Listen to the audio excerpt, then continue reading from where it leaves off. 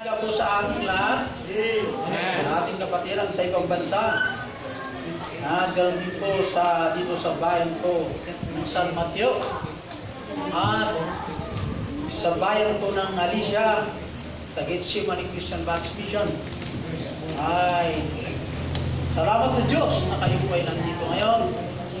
At ganoon din po sa mga kapatiran sa ibang bansa. I hope that you are all in good health. That is our prayers dito po sa Gethsemane Christian Baptist Church sa bayan po ng San Mateo. Lahat na tayo magsitayo sa 28 po ng Ezekiel 14 down to 17. 14 down to 17. Palitan po. Sa verse 14, Thou art the anointed cherub that covereth, and I have set thee up. Thou hast upon the holy mountain of God. Thou hast walked up and down in the midst of the stones of fire. 15.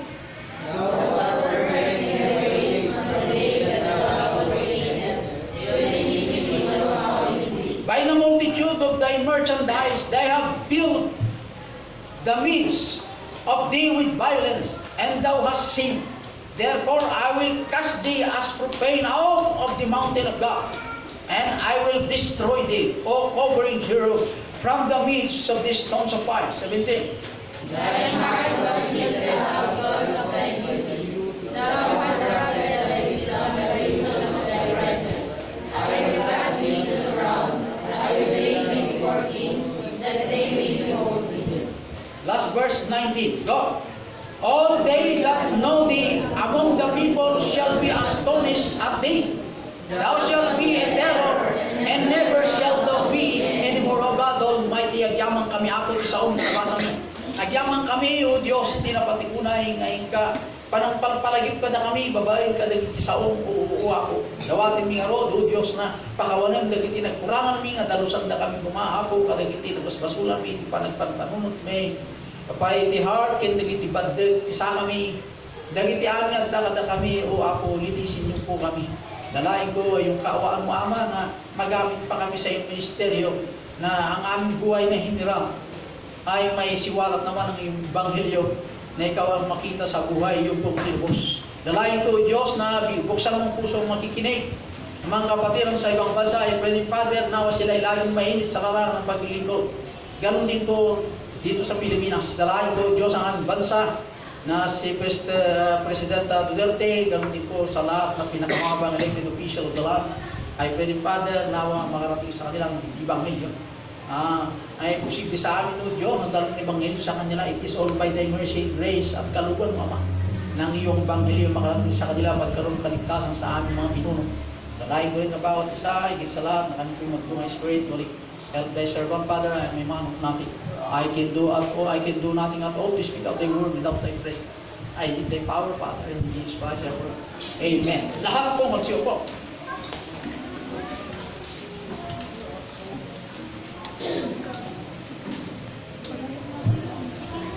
Dito po sa Ezekiel chapter 28, 14 down to 17 and 19.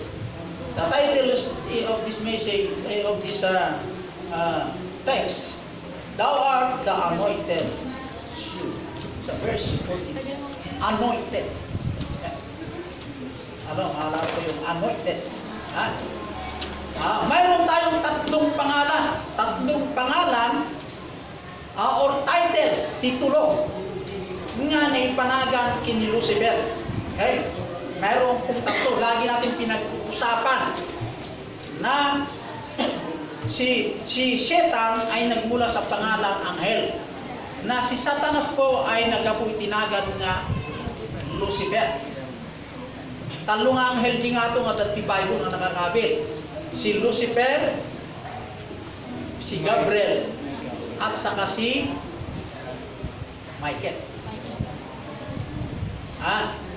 Ayun na nakakatakot sa atin mga kapatid, yung panamang katiwala ng Diyos. Amen. Dahil God, at taluanagan ni Lucifer na ayon sa 5, 8, and 11. Anya tinakakabili dyan sa 5, 8, 11. Okay? Buksan natin sa Matthew. Sa Matthew, open with me your Bible. Sa Matthew 4. Matthew 4:1.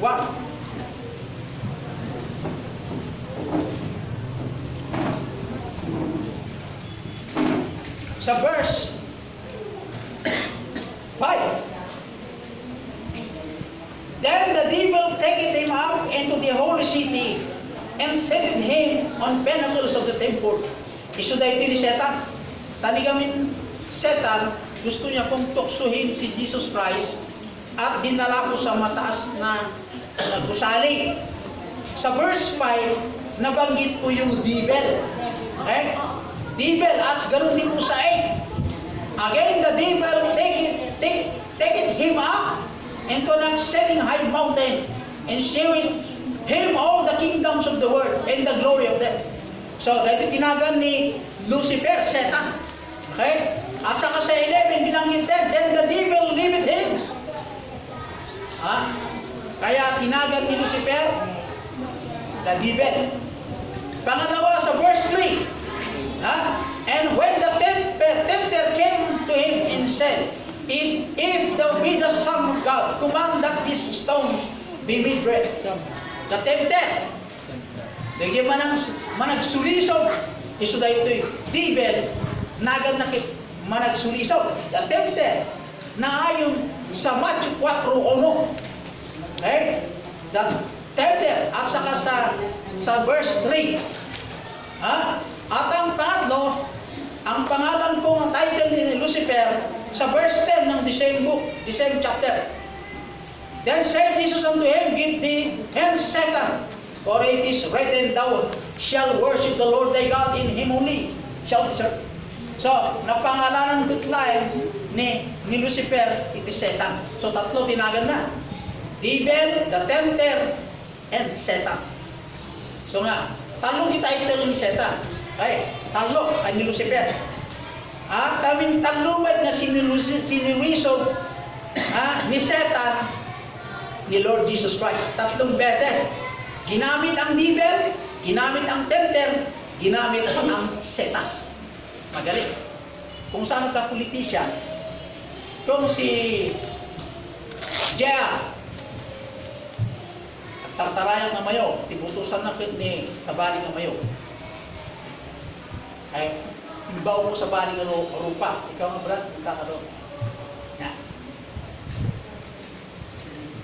Same si Cesar ay ni J.R. na akong ipuputos. Ginamit niya ang kanya pera. Ayaw pa rin. Ikaw nga, Jeremiah, lapitan mo rin si J.R. Okay. Ang ginawa ni Jeremiah, nagmukhang babae. Yan. Napakaganda ang mapang. Nilapitan niya. At tutuksoy niya siya. Bukas mo na si Castor. Di pa rin tumina. Tempted. Satan. Kaya sa mga Satan, yung kanyang title na authority. No, mga ibutos. Yan. Na mga ibutos yung manok ko, ay pasensyahan tayo kasi mamayang gabi, dadaraw kami sa iyo. Hating gabi alauna, meron kaming dalang regalo sa iyo. Delikado ka na. Yan. 3 mukha, ganun din ang ginamit ni Satan. 3 mukha. Pero, ano ang ginamit ng Panginoon? Gumamit ba ang Diyos ng baril?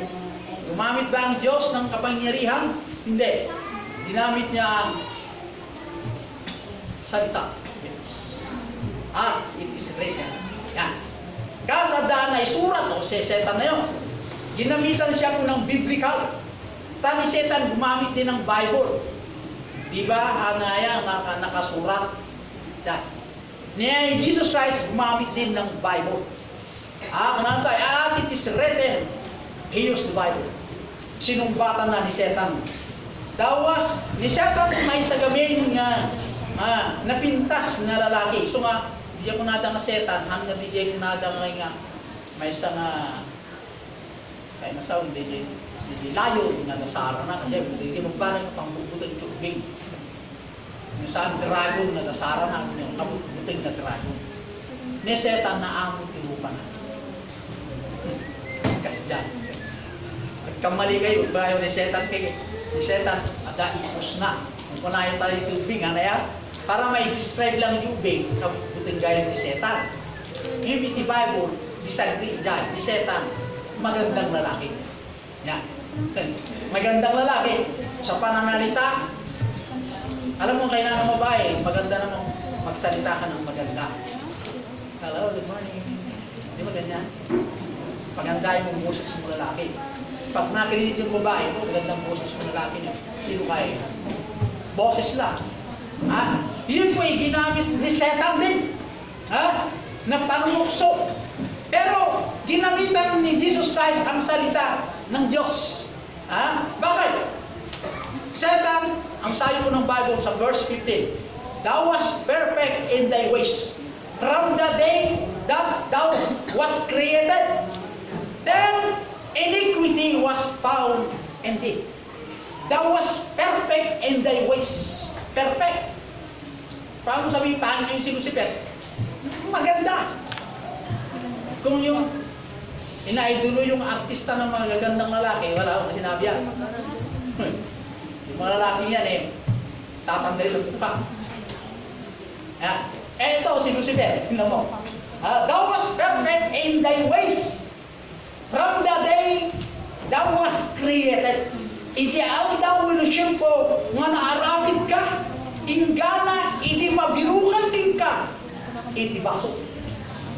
So napintas na lalaki kay Lucifer, iti hampay nagbasok. Naging pangit na, iti nagbasok. Hamaning nga, ang pangit kirupa na, nanatili pa rin pogi, pero yung loob niyang pangit, di relasyon na kinako Diyos. Ni setan na kaya ti pangit, kahit naman ti napintas na mumupa. Pananalita lahat. Iyon po si setan. Tingnan niyo po, ano niya gawin, tinagbasulan ni setan na yan. Tinagbasulan ni setan, the sin of setan sa Isaiah 14, 12 down to 17. Pinakapan ko na Ezekiel 28:17. Satan says, I will be like the Most High. Ibig sabihin, nag-ambisyon si Satan, itinangatuunay ng panggap. So, narinig ka ambisyoso kayo. Manag-ambisyon kayo pangarap na di mo kayang putin. Kaya basta may pera ako. Hindi dyan ang ibig sabihin. Huwag mong pangarapin yung ambisyon ko. Hindi yung patiyak kung bukas kung bukas ka. Kaya ganyan yan Walang nakakatiyak ang bukas kung buhay pa tayo sa taong ito, 2019. Meron ba nakakatiyak? Sige nga. Huwag mo subukan pa Pastor, tiyak pa ako hanggang 2000 hanggang Disyembre. Huwag mong hamunin ng salita ng Diyos kasi sabi ng Bible, walang nakakaalam ang bukas. Biyaya lang kung buhay pa tayo hanggang katapusan ng August. Di ba tama yun, sir? Kasi, knowing not, hindi mo alam ang bukas. Kaya kung mangangarap kayo magpaplano, lagi itimbre sa Diyos. Huwag mo. Kaya ganito kasi, pag nagplano ka, mabaling nga. At kung plano ka, taga-approve, mali Panginoon, bigyan mo ako ng wisdom. Ganyan. Ikanda ka muna ng wisdom. To think about my future. Kung ang future na ito ay agree with the Bible. Agree with the Bible. How? Anong sabi mo ng Bible? How beauty are to speak. Nagpintas man isang saka dagiti tao mapan ibit ka kay panakaisamanan.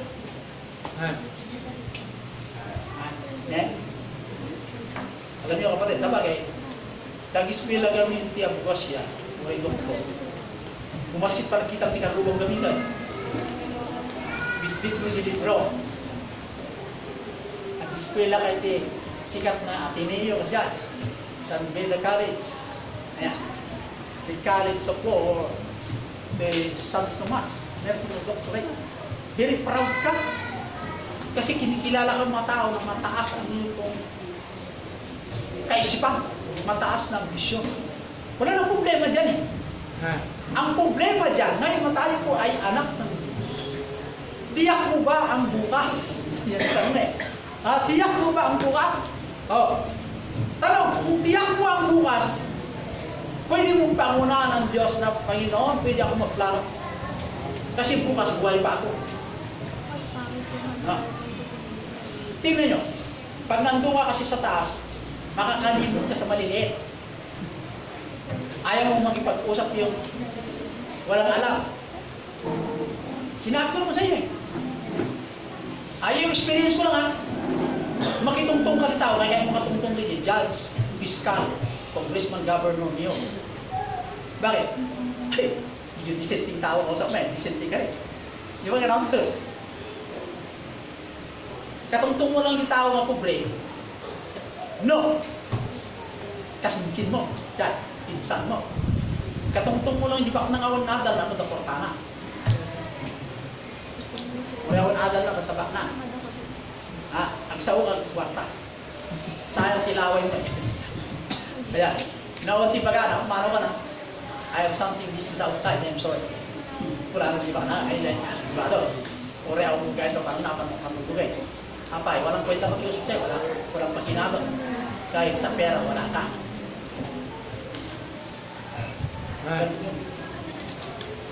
Kasi, tawagin natin siya ito, may isang abogada, doctor, engineer. Thou knowest of the Lord. Malapit ang pagbalik ni Kristo, mga kapatid. Sige. Mag-enjoy po tayo sa Word. Okay lang yun, ano problema? Pero alalahanin mo. Alalahanin mo ng Bible. Alalahanin mo. Na ang bukas hindi mo alam. Ang panahon ng pagkawala ang buhay na hiniram. Kanuban ba lahat ng Diyos ang plano mayroon po tayo? O isinangguni mo ba sa Diyos? Ako, nagsisi nga ako eh. Bakit lang kumuha ka ng kursong ganito, master degree? Tapos nag-aaral pa ng seminary. Classmate ko sa seminary, high school graduate. Dabay pa, third year high school na. Hoy, halika dito, dito ka, tanda. Dito ka, linisin mo ito. Siyempre, mas matagal sila sa seminary sa akin eh. Sila ay senior na, ako ay junior pa lang. Ang nagutos sa akin eh, high school lang. Hindi nga, dito ka. Ako, sarap pakan. Ba, sino mo mag-utos sa akin? Bunti kong sabihin gano'n. Pero dahil iniisip ko kasi ang panawagan ng Diyos. Nung pinaliwanag sa akin ni Pastor, bakit kayo ganyan, Pastor? Walang modo itong mga nakababatang ng sinyo. Sino? Si ganito, si ganyan. Alam mo ang sagot niya, malalaman mo pagdating nasa 4th year ka. Nung nasa 4th year na ako, kanya alam mo walang UB na nag-graduate ng UB nga. 21 years old. Kahit 40 ako din. Congratulations, sir. Pasensya ka na yung sinasabi ko sa iyo na dito ka tanda, dito ka kanin. Parte ng training mo yan. Gusto kang mamul, kung pagsasauan na kagdirwa, matibay ang hamon marap sa kanila. Kaya sanayin ang tenga mo, yung masasamang salita. Pag dumating ko ang digmaan sa battlefield, sanay ka na. Sir, yun. Seryo? Bata! Batang edad! Ganun lang yun eh. Kaya, malalaman mo kung kayo tayong mga anak ng Diyos, malalaman nyo rin. Bakit ganyan kasi si Pastor? Ano naman pa kayo balang araw pag tumanda ka na?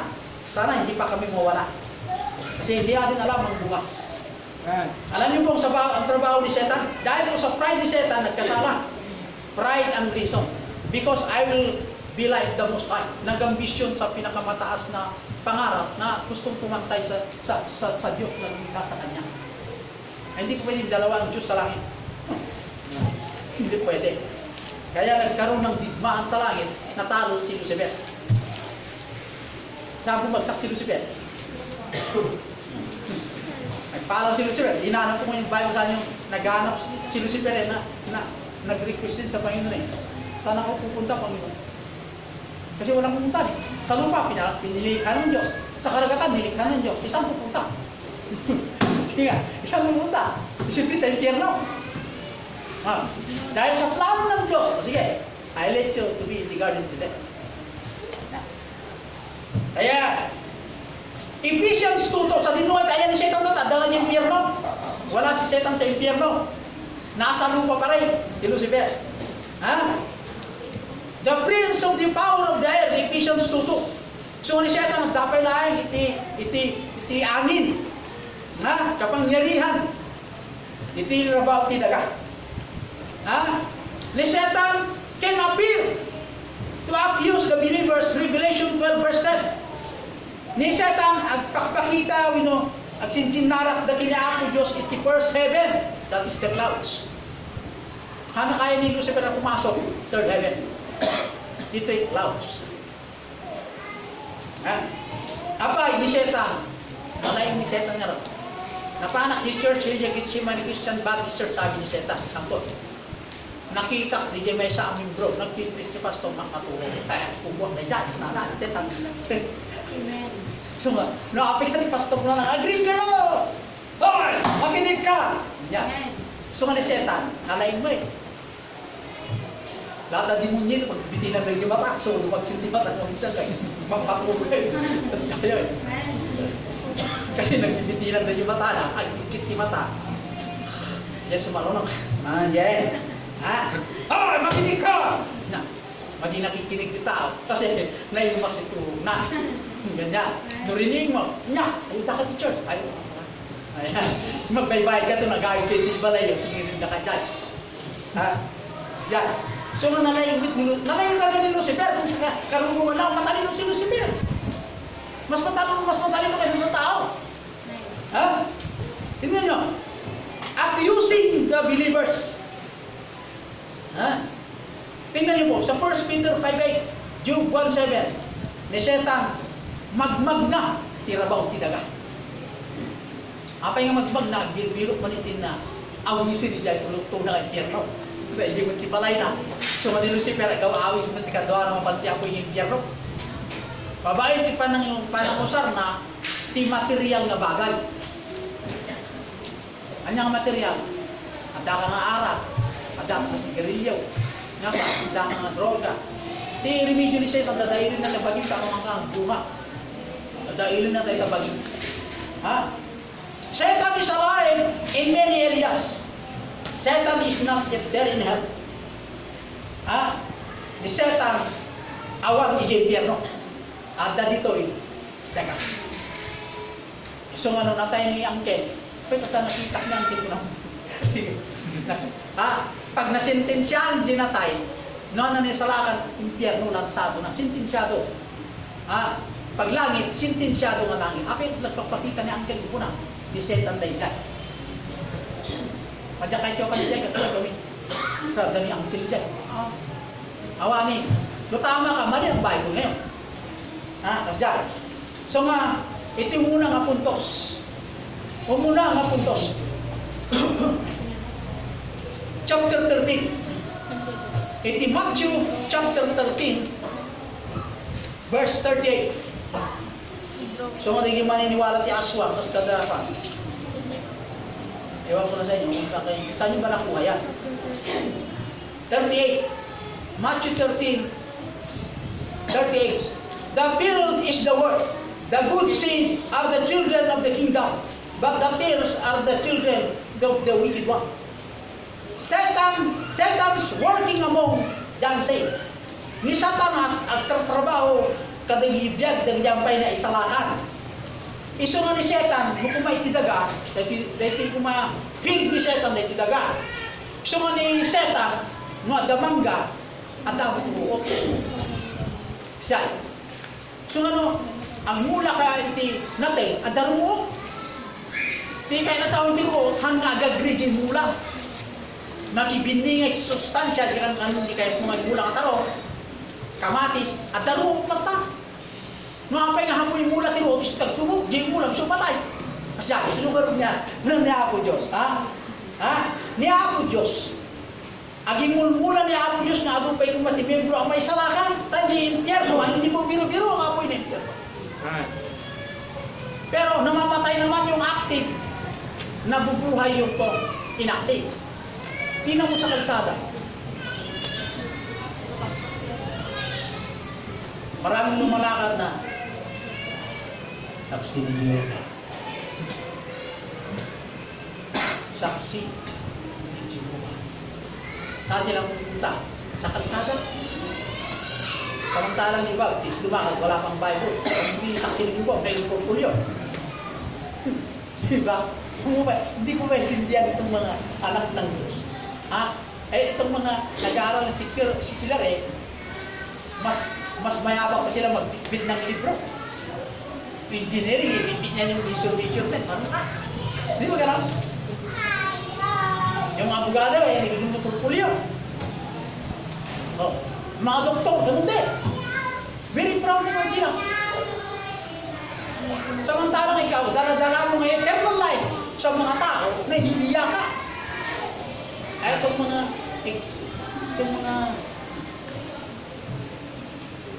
saksi, Pentecost. Born again. Yayabang sila. Ang born again, maganda yung title, born again. Kami po ay born again. Maganda yun. Anak ka ng Diyos, kasi nasabi sa Jesus Christ. Ay, amen. Sigurado ka niya langit. Bakit? Nasa akin si Jesus Christ.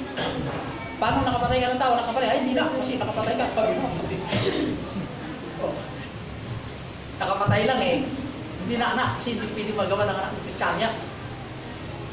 Gamitan mo sa Old Testament. Bakit si David? Anak ng Diyos. Pinapatay niya ang kanyang sundalo. Kinuha yung asawa niya. Di ba? Arumag-dumal yan. Pinaano naman ng Diyos si David. Humingi ng sorry. Biniles pa ang Diyos si David. Nagkaroon ng sorry.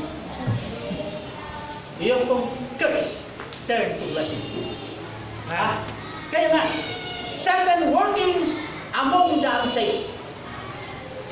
Kaya kayong mga young people, baka akala nyo manliligaw sa inyo, ang mga dalaga.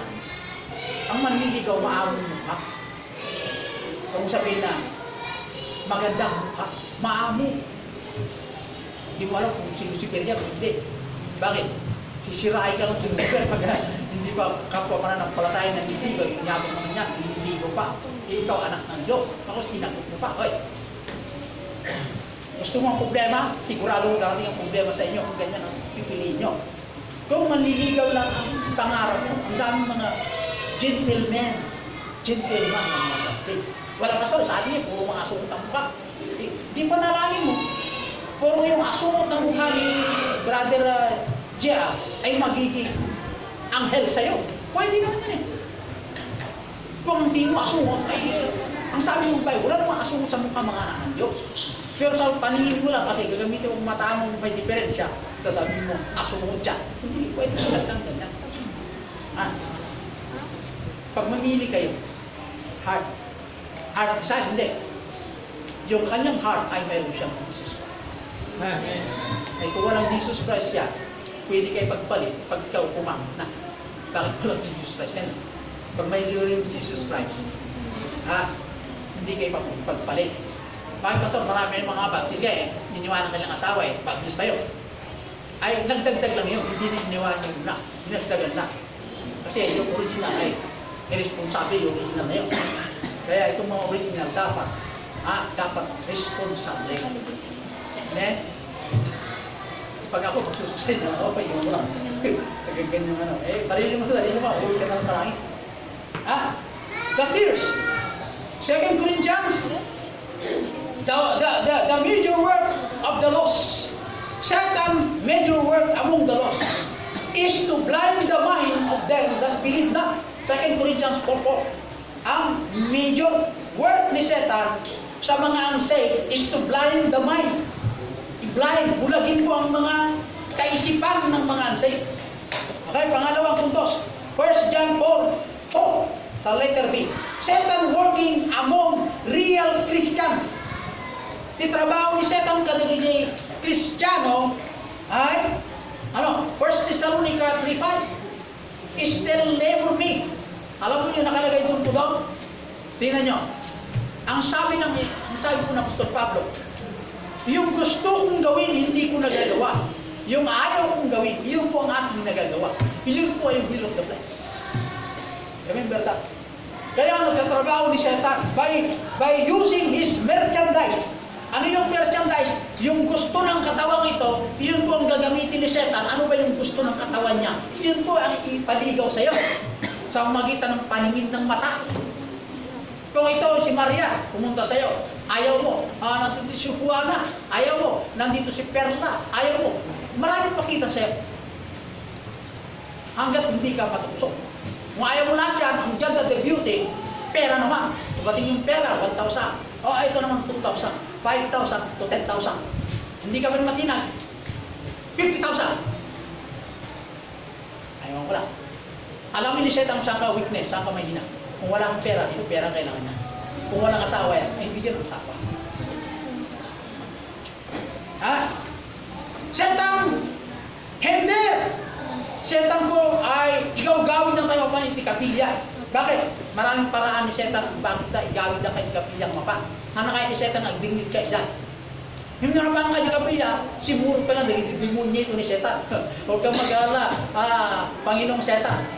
Yung time nga niya, doon akong matutulog. Sabi ni Satan number 1, ay yung mga demonyo. Yung pangalawang demonyo sa kaliwa naman, akong bahal doon.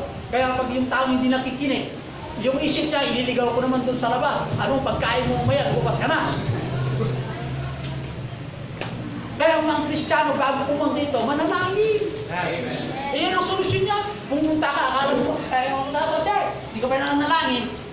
Pag upo mo pa lang, wala kang ganang makinig. Kasi mayroon lang nakasulat dito. Talaga yung natutulog dito yan. Kapag makatitulog. Wala kang gana. Yung pag-iisip mo, iba lang yung nasa isip mo. Ano kaya? Ulang po maya. Kalabas na lang katakaw. Mag-discarding pagkain. Ang luto ni kasi.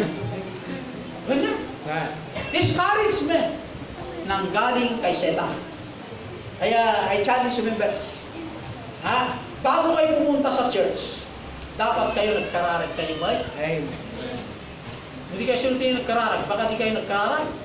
Alam niyo, importante nagkararag. 2 Corinthians 12, 7 down 10. God will permit Satan to afflict Christians physically, but always for His glorious purpose. Noon niya ako Diyos, inyalaw na ni Satan, nga sa tanda tayo, handa ka na yung purpose niya ako. Muna ang purpose, pampalagi. May kadwa, titest na ti pamati. Nukas ano ti kinalagdag pa na matin ni Diyos. May katlo. Lahat ng iyong pong pinaghirapan na suffering, God will give a way to escape Christ. Siya mo lang tagaraming remedyo. Tapno tikas na malusutan diyan raya. So nga niya, Diyos mo tagararamin. So nga importante tayo bilang mananampalataya ay manatili sa paglilingkod. O God Almighty, salamat Panginoon sa iyong mga salita. Dalayan ko rin yung Panginoon na bendisyon mo lang magiling ang minsan. Dalayan ko Panginoon na huwag mo bayan ang bawat isa. Salamat sa paalala. In Jesus Christ our Lord. Amen. God bless.